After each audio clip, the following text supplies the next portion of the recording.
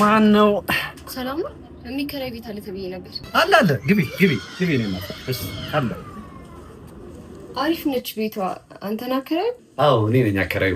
በጣም ተከራይ በሚያስፈልገኝ ሰዓት ነው የመጣሽው። አሪፍ አከራይ እንደሆንክ ያስታውቃል። ፈገግታ ይናገራል። ኧረ እኔም ተከራይ ሆኜ አይቼዋለሁ እኮ። በጣም የተከራይ ስቃይ ይገባኛል።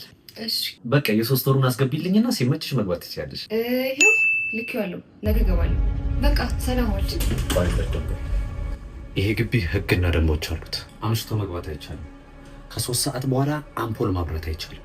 ከእሮብ ውጪ ውሃ መቅዳትም ሆነ መድፋት አይቻልም። መጫጫህ፣ እንግዳ ማብዛት፣ ለኔ ሳያሳውቁ ፍቅር መስራት፣ እናም ክሽን ያለ ወጥ መስራት አይቻልም። እንዴ ወጡ ደግሞ ለምን አይቻልም? አከራይ እንዳይጎመጅ እንታይና ሞኑና በተከራየንበት ቤት ነፃነት ከዚህ በፊት ህጎችን ሳያከብሩ የቀሩ ተከራዮችን አንድ በአንድ ነው የእጃቸውን የሰጠዋቸው።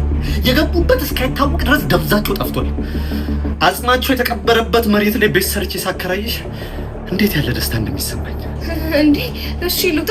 እሺ ግን ብሩስ? አረ ችግር የለውም አስወጣኝ ብቻ። እና ብሩንም ቢያልሽ? አረ ችግር የለውም ይቅር። ያፈነ ቢዝነስ አይደል እንዴ?